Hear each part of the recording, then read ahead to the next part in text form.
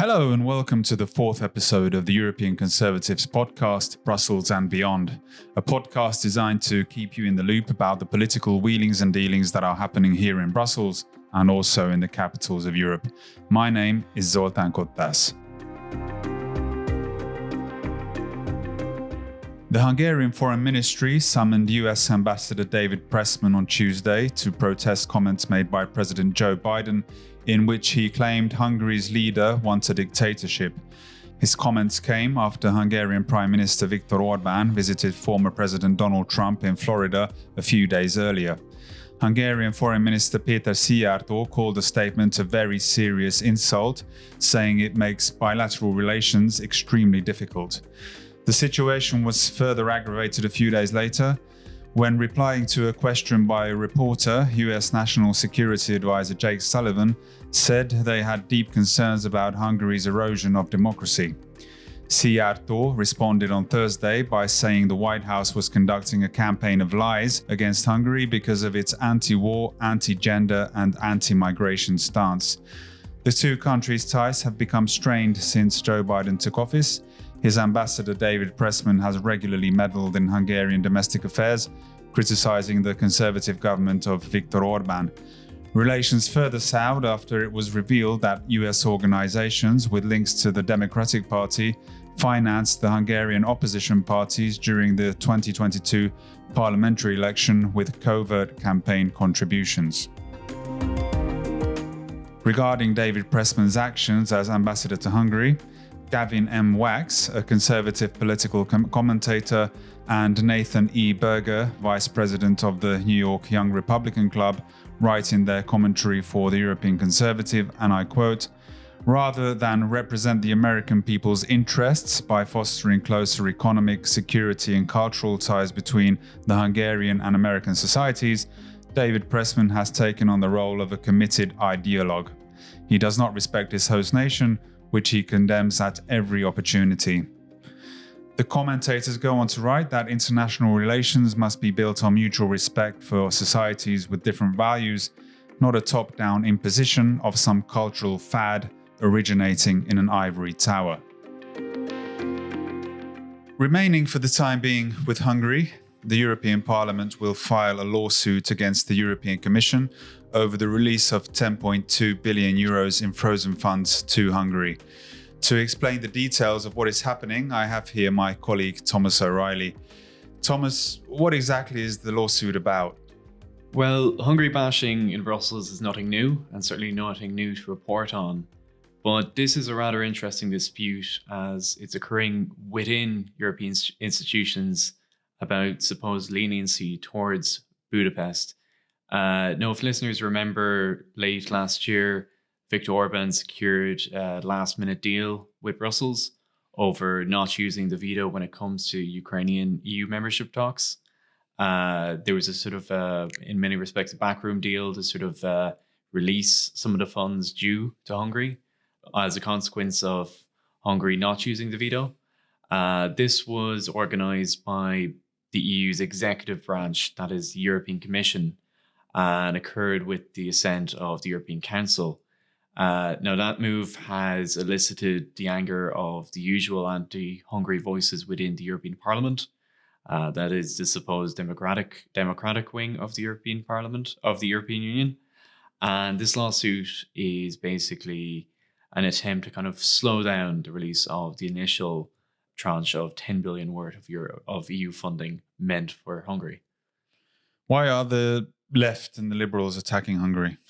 Well, for the usual ideological reasons. Hungary is a traditional bugbear of the EU establishment, and that extends from the supposed centre in the European Parliament, the EPP, to which Fidesz used to belong to. And this goes leftwards to federalist groups and hard left groups, and rather famously the German Greens' Daniel Freund, who's made it a particular obsession to sort of harass Hungary's government the past few years, rather famously. But yeah, it's a multitude of reasons. Before the Ukraine war, Brussels did not need an excuse to pursue Hungary, but certainly since the commencement of the invasion of Ukraine, that has added fuel to the fire, Hungary, rather famously, is taking a conciliatory tone towards the Kremlin. At least that's how it's perceived. Hungary has made a point of saying that peace talks are inevitable, that Ukrainian membership of the EU is a stupid idea to begin with, or fundamentally unfeasible. But yeah, a mixture of ideological animosity towards Hungary's conservative government and geopolitical concerns, and the fact that Hungary's opposition is a major roadblock to any sort of federalist vision when it comes to the EU, when it comes to nailing down a foreign policy. What have the reactions been to the lawsuit? Well, the usual rolling of eyes from Fidesz people I've spoken to. There's been countless sort of similar resolutions and statements, etc., etc. What was unusual dealing with the European Commission was they finally conceded that the rule of law claims made against Hungary have been, if not entirely manufactured, have been largely assuaged. They said certainly when it comes to the judicial services, any qualms they had have been partially placated. I'd say as we were recording this, European parliamentary leaders are meeting to discuss the next stages of this court case with the Commission. It should be said that the case is being taken up at the European Court of Justice, which is the final, the highest demarcation court when it comes to European law. It is expected that this court case will be heard sometime before March, or sometime before the end of this month. And if judges agree with the European Parliament, then the funding could be stalled by a few more months. It should also be noted that this, according to insider reporting from Politico, the EPP, again, the supposedly centrist group, is taking a sort of harsh line on this. We saw in sort of previous resolutions where the matter of Hungary is debated that a lot of Fidesz's former colleagues really want to turn the knife in on this one. But yeah, it's not quite a tokenistic court case. Obviously nothing we've seen before, but a sign that Orban's diplomatic maneuvers has really poked the bear when it comes to animosity from Brussels. If it even more, that could even happen even further. Thomas, thank you very much.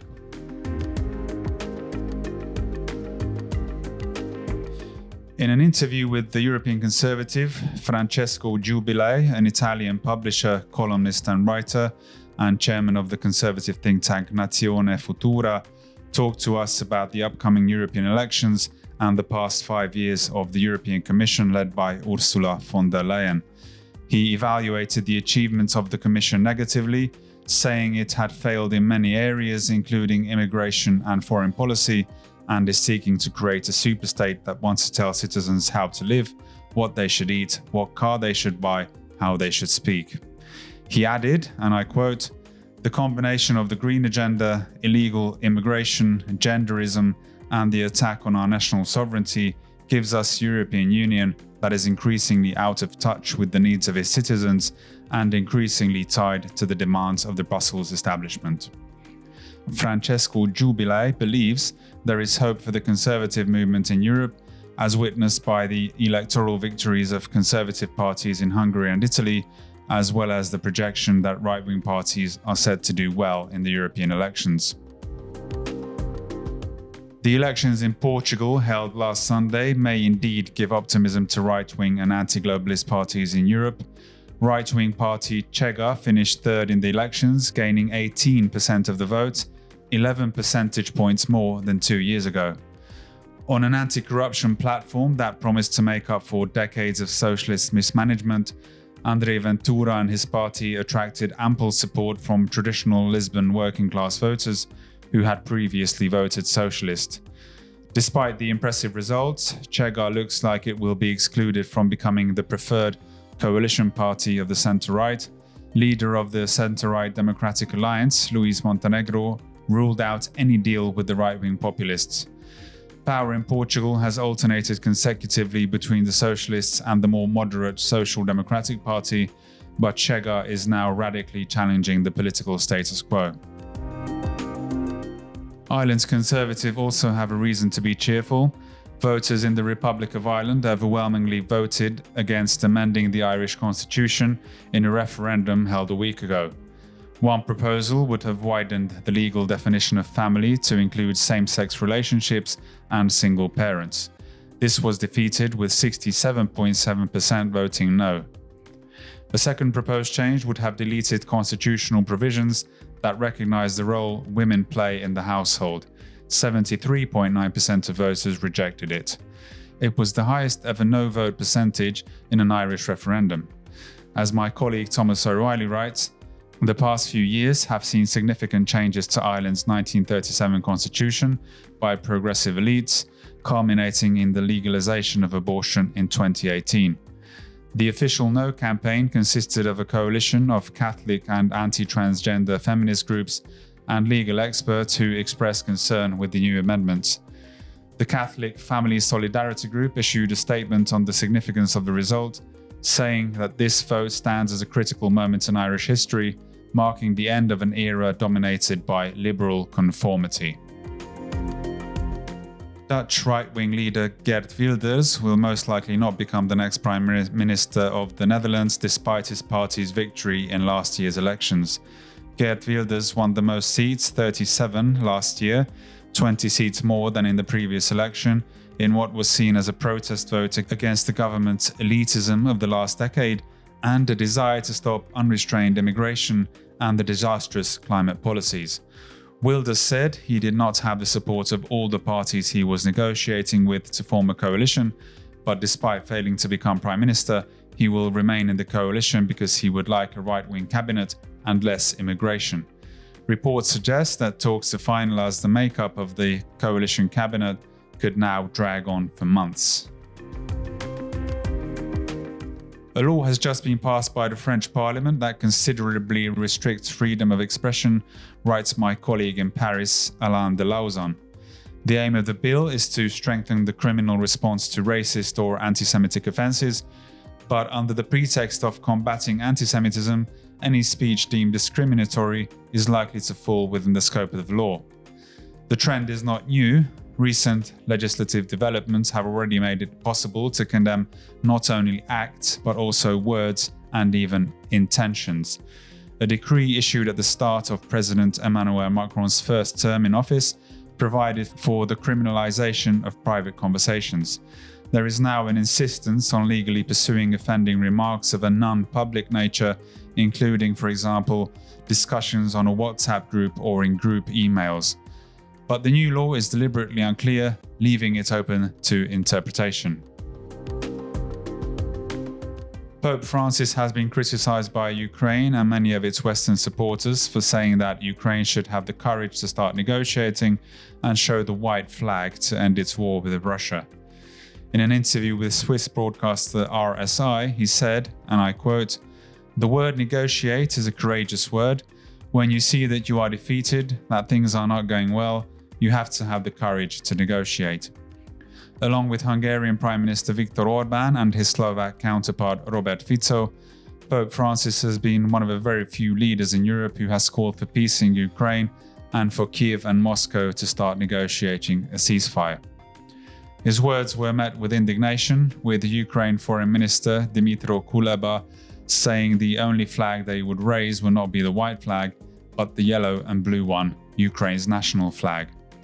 Polish Foreign Minister Radosław Sikorski said Russian President Vladimir Putin should be the one who should be encouraged to withdraw his troops from Ukraine, while German Foreign Minister Annalena Baerbock said, "If we don't show strength now, there will be no peace."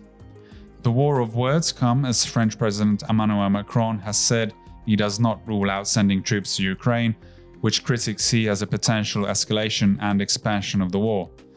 However, Radosław Sikorski said he appreciates Macron's initiative because it is about Putin being afraid, not us being afraid of Putin.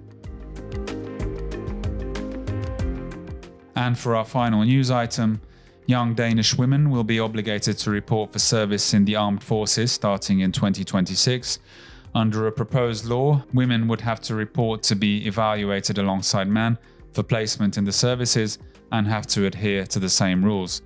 All conscripts would participate in a training course that is to be expanded from the current 4 to 11 months. At a press conference, Prime Minister Mette Frederiksen emphasized that the strengthening of the Danish defense is not an offensive, but a defensive move. We do not rearm because we want war, we are rearming because we want to avoid it, she said.